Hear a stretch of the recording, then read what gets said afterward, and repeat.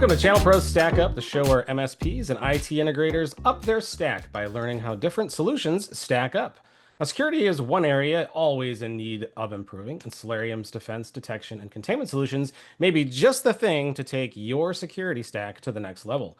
Joining me today is John Marinaro, who's Director of Technical Sales at Celerium, here to talk to us about how Celerium stacks up. First, John, please take a moment to introduce yourself and tell us a little bit more about you. Hi, I'm John Marinaro. I am the Director of Technical Sales here over at Celerium, which means that I'm the delightful person who decided to be halfway between the sales team and the engineering team, having to interface with both and deal with all of that. Got a background that's taken me through all sorts of MSP side things and actually interfacing directly with the customer, with MSPs, large companies with Barracuda, even large platforms with Indeni and such. And now on nights and weekends, I actually help work as a CISO for an AI first messaging company. Because, what's this another side hustle, right? But that brings me back to, I guess, Celerium, which is the, bringing the cybersecurity to you. Awesome. And from what I understand, you have a very interesting nickname based off your last name. What is that? I am called the Sauce, but Sauce most often, and that came out of my days at Barracuda actually, where for whatever reason, up until my first proper job out of college, nobody referred to my last name of Marinaro as Sauce, which is weird. You think that people would go for something like that, that's the low-hanging fruit. Never, not once, elementary through college. But then I get to Barracuda and they're just like, oh, easy done. So I thought, well, why not just embrace it and be the sauce? I love it. It's a great nickname. I'm really surprised I didn't pick up that in high school though, when where the kids are very mean, Right? very surprising. And what do you and other than your other side hustles, what else do you like to do outside of those initiatives? Well, I love to travel. I love to read. I'm a huge nerd. Shout out to the Warhammer 40K crew, I guess, because that's one of the things that I play. But yeah, I've been getting into just video games and traveling. It's finally warm out here, so a lot of hiking. So just get out and do. Awesome. Well, sounds great. Well, thank you for being on. Now, for those who may not be familiar with Solarium, kind of give us a little bit of background of the company and at a high level what it does. So Celerium is our concept is trying to bring cybersecurity to the masses in a way that is accessible and really approachable. I mean, the company that I was at before we were acquired, Darkcube, many of the MSP partners may remember, our whole concept was bringing all of this threat intelligence to everybody at the MSP level. And that's evolved as we've, become part of Celerium. And now that's actually got a bit of a history going way back into the IBM days with our founder on the Celerium side. And the grand concept is that he just wants to make this available and useful to people to protect the world in the best way you can. Awesome. Well, thank you for that and for coming on and talking to us about it. So I know that the discussion here that we want to talk about, and one of the things that Solarium is very interested in kind of solving and helping MSPs and partners with is this concept of threat intelligence. Now, John, in your view or Solarium's view, what is modern threat intelligence? So threat intelligence, a lot of people think of it as just, okay, so what's bad out there in kind of two big categories? Where is it coming from and what is it?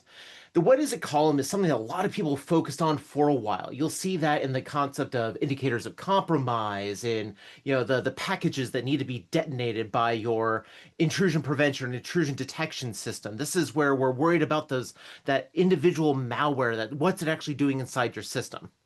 Thing is, each packet of that has to come from somewhere. And that's where you get into the idea of, well, where does it come from? How do we block the malicious entities as they're trying to make connections on into our networks? And that's where you've got the IP space over there. And that can start, that has the IPs themselves, the geographic idea of the GeoIP data that may be used there, as well as, a bunch of other intelligence around that. And with threat intelligence today, we've seen massive inroads with the, IOC, what is it side, with your firewalls, with endpoint detection. But we've seen less and less of where that's coming from. And that's where, we at Celerium focus because we realize there's been more and more of a need to not just give lip service to that side of the equation, but actually truly understand and be on top of that. Because if we can just say you're not allowed because of where that's coming from, makes it a lot easier than having to go through and be like, ah, cool, let's go figure out what this actually is. Now, how is that different today than say it was, even I want to everything's changed so much in the last like 2, 3 years, right? But how has that changed in the last five? What is threat intelligence today as opposed to what it was back then? So I was gonna say, 5 years ago, we were really obsessed with kind of this whole big data paradox. That we wanted more and more threat intelligence, not just about what it was and all that information, but about where it's coming from. We wanted to ingest as many lists as possible to get every single little bit. And we've been realizing that that's not the right way of doing it because there's a lot of chaff in the wheat. There's a lot of just noise out there that actually impacts a lot of this that's going on. I would say that when it comes to the other big players in the space, your firewall providers and such, they're more focused on here's a list that you should watch out for, kind of a, don't go into these neighborhoods kind of thing. Our focus is a little different because we want to go through and grab as much intelligence as possible. And so we were actually really impacted by this, big data noise paradox that's out there and realized that by actually trimming it on down, realizing which lists are being actually updated, what's actually providing good intelligence and telling us not just of the specific, endpoints, but how is that evolving? And that's how we've been able to evolve our intelligence on that side to provide kind of a better concept on that. I'd say the biggest thing has been platform as a service. You use it every day, not just with your AWS or your Azure, but Akamai. I mean, heck, even sites that do things like YouTube and Netflix, seeing how that has expanded and how they utilize those millions of IPs that they've got helps us go through and understand, cool, if somebody's attacking you from AWS, we're not just going to block AWS. That's a bad day for both of us. You're not going to be happy. We're not going to be happy with that. So, how do we take care of that? And that's where we've been trying to evolve our understanding of that. Walk us through a little bit more of the challenges that MSPs face and the improvements kind of that need to happen in regards to threat intelligence that they may not be thinking about. Well, I'd say often these days there are more things attacking and you've got less people to help you with. That's the one refrain I hear at every convention is we've got less people at our, at the MSPs themselves, or maybe we've maintained the same headcount, but there's a growth of threats that's just logarithmic out there. And so focusing now on all of the endpoint and zero trust stuff takes me away from all of the network stuff to, maybe all of the data protection stuff with all of the data breaches that are going on. How do we handle all of those different balls that we're juggling? And so, looking at the threat intelligence side, we realized that you kind of need to start automating it. And we realized this a bit early with our, system where we're able to just kind of handle the threat intelligence piece of the puzzle. But we're actually seeing other organizations starting to do the same thing, just in other ways. Your firewall is a great example of this, where it used to be that having something that was network intelligent, application layer specific, so that you know which specific applications are talking over it is important. But then that started getting too noisy for the people working at these poor MSPs. So we thought, cool, if we're going to automate the threat intelligence piece, take out all of that stuff that's coming from all the bad people and just trim it on down to what they now need to handle, that took all the weight off of their shoulders. And that made it a lot easier for people to go through and handle that other stuff. And we're seeing this in other aspects as well, with endpoint protection becoming more and more automated, that data breach protection more and more automated, because we need to use this automation to go through and make our lives easier. Now you said you need to handle it, which leads perfectly into my next question, which is how can Celerium help MSPs handle it? How can it help them leverage threat intelligence to serve their customers? Well, I actually have the page right on up here, and one of the biggest things you can do is just set it on up. I mentioned that, with our system, it's all fully automated, but I mean the setup itself is literally just sending out your logs from your firewall to us and then implementing a block list either through an API call or downloading one of our lists directly on into your device. It's really easy to get that up and running, and then they are able to handle it because our system just works. Actually, I had a fun story on that where we had a user who sent in a support ticket. They had our email from all their email conversations. The problem is they forgot what the URL was. And they couldn't log in to go and add on another customer. Everything had been working well. They've been getting notifications, all that kind of stuff. But we had taken so much off their plate that they hadn't had to log on in. And so happily we provided that URL on over, but it's probably the first instance of proper set and forget I've actually ever run on into. None of that, oh, you have to touch it every month, every week, that kind of thing. This guy hadn't been into it for, I think, about a quarter at that point. And that's about 50% of our user base is that they're able to get this up and running, and we're understanding these threats. We're scoring these IPs and telling them, hey, cool, this is the stuff that you may want to watch out for, but we've already taken care of the stuff that you need to block.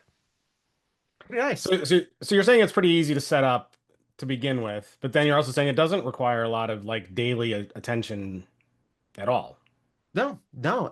When you log on in, I mean, most people that want to log on in are checking out individual threats. They're wondering, like, for instance, this one coming out of Michigan, they just want to see, hey, what's the internal IP, port protocol? How's this interacting with my network?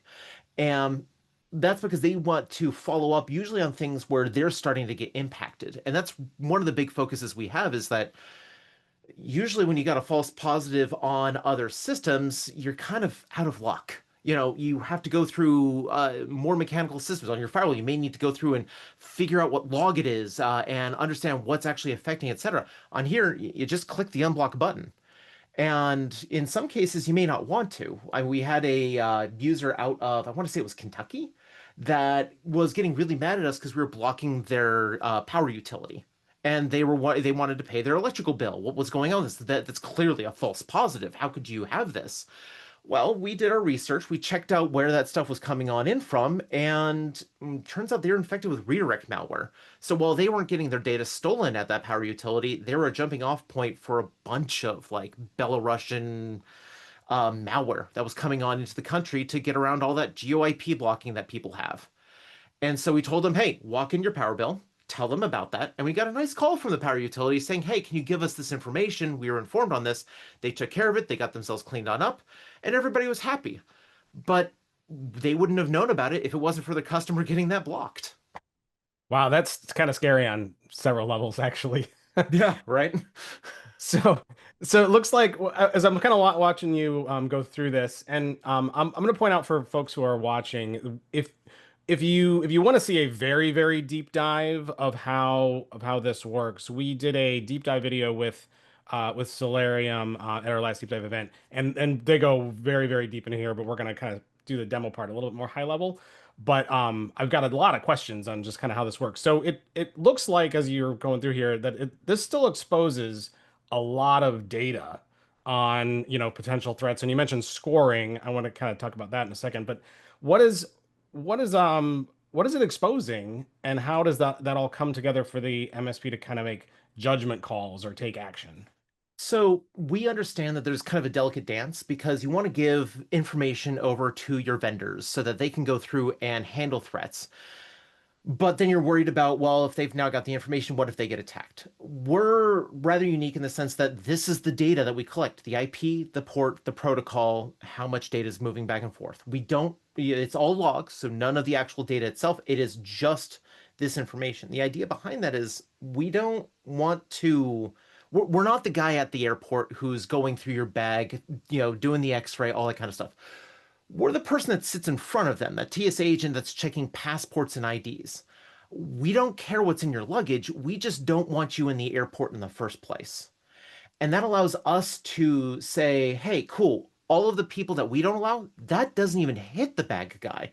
And so the people running your IPS, your IDS on your firewall and such runs faster because they've got less to do. And so by being able to handle just this amount of data and do it effectively means that we don't just run fast, we run in near real time. And we don't, it's not that we use resources, we actually, by trimming out that, the chaff out of the traffic, make your systems run better, not just covering our resource usage, but oftentimes covering the throughput budget of a bit of that IPS IDS. I mean, heck, we've seen Meraki users gain about, what, 25% back on their IPS IDS. So win-win. And you're still saying that this doesn't require a lot of daily attention, that this kind of manages itself unless there's an issue. Does it alert you? How does it? Oh yeah, we've got a full robust notification system that can actually be pretty easily configured on here. Let me actually go back on into the settings here.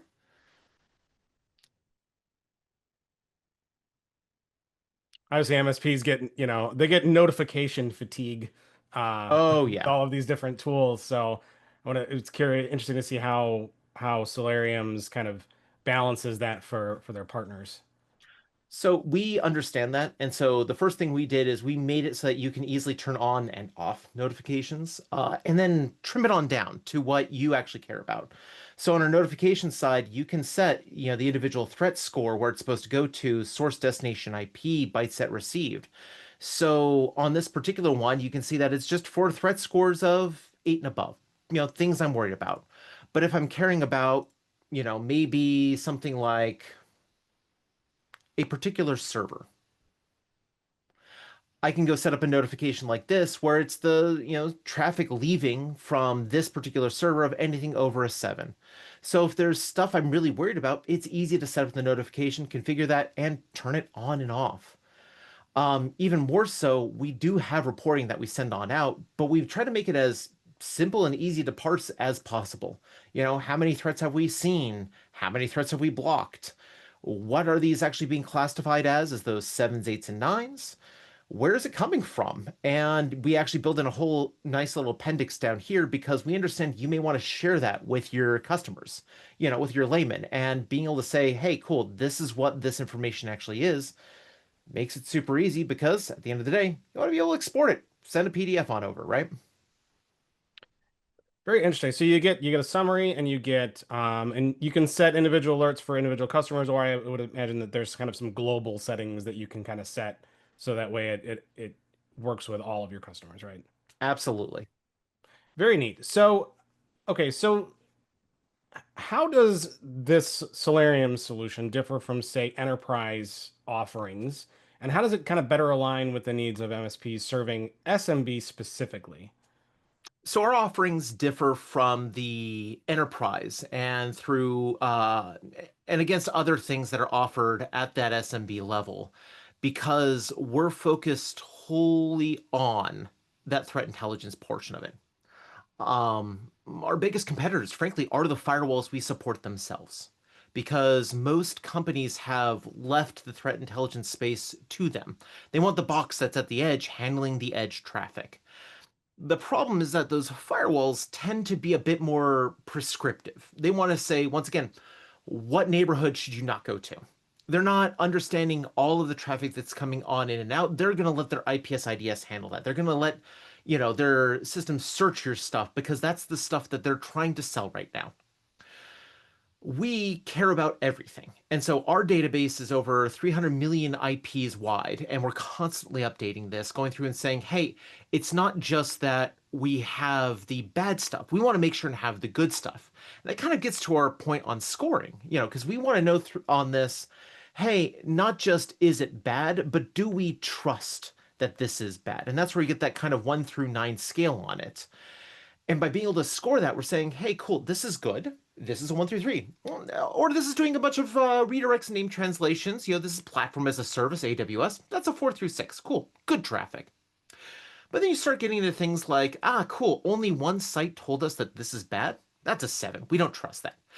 But one of the, more in-depth sites that does its research says it, and it's being corroborated by others. Oh, we trust that. That's a 9. We're handling that constantly in real time, taking care of that to say, hey, what is this at? And then constantly moving that between that 9 to 8 to 7, and then back down into the 1 through 6 range, so that when things aren't malicious, you're not blocking them anymore. But when they do become malicious, we take care of that. The enterprise systems don't do that. They go through and say, cool, here's a bank of IPs this week. Watch out. We go, cool, you're trying to go here? No, no go on this. More like, don't go to this neighborhood versus Google Maps, right? So a lot of this, the way it's scoring and the way it's discovering threats, is there some like AI secret sauce under the hood here, or how is Celerium leveraging kind of like the modern age of AI and analytics to make their product better? So we're leveraging definitely a bit of ML and algorithms to understand stuff that's going on. But this isn't your, chat GPT style because there's no language that needs to be understood on this. It's more understanding those large databases, that big data paradox that we run on into. And actually, if you are an existing partner of ours, we've got a webinar, or if not a webinar, a little fireside chat I'm doing with our technical founder Vince Chrysler next week, and he's going to go fully in depth into how we've evolved that threat intelligence landscape on there. But the idea is that we want to understand what's actually going on in with that, and we want to be able to create a useful and cohesive database that is easily accessible. So we do need to use algorithms and a bit of machine learning and such to, evolve what that database is. But it's not your LLM based stuff that you see as kind of buzzwordy these days, because once again, what language? It's IPs. So let's talk about integration. MSPs use a lot of different tools in their stack, and they're always augmenting, replacing, but they ultimately want a lot of these tools to kind of work together. So how well does Celerium integrate with other tools that MSPs might be using? So we actually just had a nice little talk on this, on how we fit well into a stack, and that's because we understand that, especially as an MSP, you have what you've built on that, you have what works for you, and a lot of enterprises will say, cool, buy our entire stack. It all works together. It's a single pane of glass. And then they kind of shove that on you. We actually work directly with your stack. In many cases, we've had people use things like, your endpoint protection with your Sentinel-1 or your Huntress, which know a couple guys over there, good friends of mine. And being able to integrate that at the endpoint to protect devices when they leave a network is important. But then having us take care of that edge protection on the network in addition to the firewall that we work with. And that kind of gets to the crux of it, is that we function with the firewall. We're not a dark cube anymore that sits inside the network. We're actually working with the box itself to say, hey, you should block this. So at the end of the day, we need to be able to integrate with your stack. And the power behind that, though, is that we do. We've got a list of, wow, about going on about 20 different devices that we support. Sorry, brands of devices that we support, and that's growing every week. The power behind that is you don't need to worry about changing out things to use Celerium. We integrate directly on in and start bringing benefit to your network security wise and ROI, because we're making the other pieces work better. So looking at where you're looking right now, it looks like there's some fairly good documentation behind this. I know one of the things I hear a lot from MSPs is they have these tools that they use, but they're poorly documented. They don't know how they work. They have feature descriptions that say, this is a button to turn this feature on and off, and still doesn't tell you what the feature does. So how well is this documented? How easy is it is this like a resource that is on your site, or where is this? Oh, this is in the page itself. So if we're over here on, the any of these, its documentation is inside the app itself. And it's comprehensive. So everything from, that 1 through 9 scale that we have there of severity level definitions to, product videos and changing levels of threat and every button, how to change it, what it does. It's all in there for you. Um, I come from a couple other companies where documentation was handled better than most, but not the best. And so here at Celerium, one of the things that I focused on, especially being an interface between sales and the technical side, is when our documentation is off, I take that personally because I use that every day. And so if my documentation's off, then I'm messing up and I can't have that. So we go through and we keep that up to date and we're constantly evolving that to make it as useful and as accessible as possible to our customers.